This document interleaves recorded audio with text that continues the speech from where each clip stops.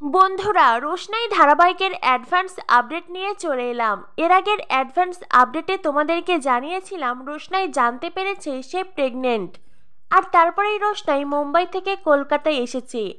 আর একথা জানার পরেই আরণ্যকের বাড়িতে উঠেছে তুমুল ঝড়। এরই মাঝে মিনি আর লালনের বিয়ে। গায়ে হলুদের দিনে লালনের গায়ে হলুদের শেষে রোশনাই, আরণ্যক, ছোট, মাধবীলতা সকলে একসাথেই বাড়িতে আসে। আর এইটা দেখে সুরঙ্গমা তনুশ্রীকে বলে, দেখুন তনুশ্রী দেখুন, এত কিছুর পরেও আরণ্যক ওই রোশনাইয়ের পিছনেই ঘুরঘুর করছে। রোশনাই আরণ্যকের বিরুদ্ধে এত বড় একটা অভিযোগ করলো, আর তারপরেও আরণ্যক কি করে রোশনাইকে সহ্য করছে। আরণ্যকের মা বলেন, বাদশা তো ওর ছোটুকে খুঁজতে গিয়েছিল। সুরঙ্গমা বলে, ছোটুকে খুঁজতে কোথায় গিয়েছিল? ওই বস্তিতে? না না, আমার জামাই ওই বস্তিতে গেছে। শোনো তনুশ্রী, ঘটনা যাই হোক না কেন, গরিমা যদি এই সবকিছু দেখে ও কিন্তু ভীষণ রেগে যাবে। তখনই গরিমারও চোখে পড়ে যায় আরণ্যক রোশনাই একসাথেই বাড়িতে আসছে। আরণ্যক রোশনাইকে একসাথে দেখে গরিমা ভীষণ রেগে যায়। আরণ্যক আবারও রোশনাইয়ের পিছনে পিছনে আসছে। এই দৃশ্য গরিমা কি করে সহ্য করবে? গরিমা আরণ্যকের কাছে আসে, আরণ্যকের হাত টেনে ধরে বলে, আরণ্যক তুমি রোশনাইয়ের সাথে কোথায় গিয়েছিলে? গরিমার এমন অবিশ্বাসী কথা শুনে আরণ্যক প্রথমে উত্তর দেয় না। গরিমা বলে, কি হলো আরণ্যক, আমি তো কিছু জিজ্ঞাসা করছি, তুমি রোশনাইয়ের সাথে কোথায় গিয়েছিলে? আরণ্যক বলে, প্রথমত আমি রোশনাইয়ের সাথে কোথাও যাইনি, আমি ছোটুকে খুঁজতে লালনের বাড়িতে গিয়েছিলাম। গরিমা বলে, কেন? ছোটুকে খোঁজার জন্য তোমাকে লালনের বাড়িতে কেন যেতে হবে? তুমি কল করতে পারোনি? আরণ্যক বলে, গরিমা আমি অনেকবার কল করেছিলাম, কিন্তু ওখানে গান বাজনা হচ্ছিল, হই হুল্লোড় হচ্ছিল, তাই ছোট বুঝতে পারেনি। গরিমা বলে, ও আচ্ছা, তার মানে তোমার যাওয়া এতটাই ইম্পর্টেন্ট ছিল, তাই তো? আরণ্যক বলে, গরিমা কেন বুঝতে পারছো না? বাবাই আমাকে ছোটকে একটা কথা বলতে বলেছিল, আর সেজন্যই আমি গিয়েছিলাম। গরিমা বলে, আরণ্যক রোশনাই ও লালনের বাড়িতেই গিয়েছিল, তাই না? আরণ্যক বলে, হ্যাঁ। গরিমা বলে, আর তুমি রোশনাইয়ের পিছনে পিছনে? আরণ্যক বলে, গরিমা আমি তো কোনো অন্যায় করিনি, তাহলে তুমি কেন আমার সাথে এমন করছো?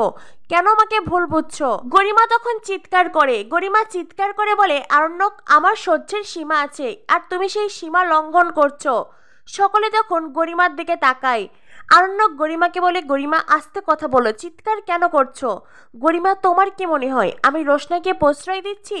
তুমি দেখলে না আমি রোশনাইয়ের সাথে কতটা দুর্ব্যবহার করলাম? গরিমা বলে, সেটাই তো বুঝতে পারছি না, তুমি হঠাৎ করে রোশনাইয়ের সাথে এতটা মিসবিহেভ কেন করছো? আরণ্যক, রোশনাই কি তোমাকে খুব কষ্ট দিয়েছে, তাই তুমি রোশনাইয়ের প্রতি এতটা রেগে আছো? আরণ্যক বলে, গরিমা তুমি আমাকে এই প্রশ্ন করছো না, মানে তুমি জানতে চাইছো আমি কেন রোশনাইয়ের সাথে মিসবিহেভ করছি? গরিমা, সবকিছু তো তোমার সামনেই হচ্ছে, সব ঘটনা তোমার সামনেই ঘটছে, তাহলে তুমি কি করে এমনটা বলতে পারো? গরিমা বলে, আমি আর কিচ্ছু বলতে চাই না আরণ্যক, আমার যা বোঝার আমি বুঝে গেছি। আরণ্যক বলে, গরিমা তুমি আমার কথাটা শোনো। গরিমা বলে, না আমি আর কোনো কথা শুনতে চাই না। এই বলে গরিমা নিজের রুমের দিকে এগিয়ে যায়। সুরঙ্গমা সবটাই দেখে। সুরঙ্গমা গরিমাকে বারবার করে ডাকতে থাকে, গরিমা থেমে যাও, কিন্তু না, গরিমা তার মায়ের কথা শুনেও থামে না। আরণ্যক কি করবে? আরণ্যক কিছুই বুঝে উঠতে পারে না। আরণ্যকের বাবা আরণ্যককে বলেন, গরিমা হঠাৎ এইভাবে রেগে চলে গেল কেন? সুরঙ্গমা আরণ্যকের বাবাকে বলে, গরিমার তো রাগ করাই স্বাভাবিক, তাই না? আর তাছাড়াও এমন কাজ কেন করো আরণ্যক, যাতে করে গরিমা রেগে যায়? এমনভাবে চলতে থাকলে তোমাদের সম্পর্কটাই তো ঠিক থাকবে না। আর তাছাড়াও তুমি রোশনাইয়ের সাথে কোথায় গিয়েছিলে? আরণ্যক বলে, আমার যা বলার আমি গরিমাকে বলেছি। সুরঙ্গমা বলে, গরিমার মা আবারও তোমার কাছ থেকে জানতে চাইছে।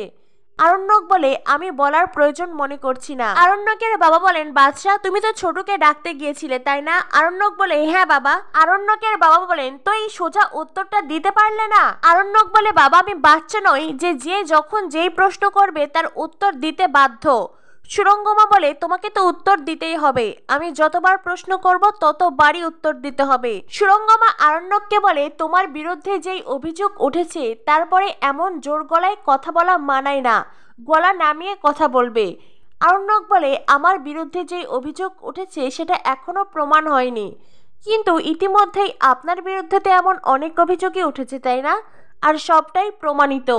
আরণ্যকের কথা শুনে সুরঙ্গমার মুখ পুরো চুপসে যায়। সুরঙ্গমা আরণ্যকের ওপরে চিৎকার করে। আরণ্যক বলে, আন্টি আস্তে কথা বলবেন, আমার মা বাবাও কখনো আমার ওপর এতটা চিৎকার করে কথা বলেনি। সুরঙ্গমা বলে, এটাই তো সমস্যা, ছোটবেলায় যদি তোমার লাগামটা টেনে ধরতো তাহলে আজ এই দিন দেখতে হতো না।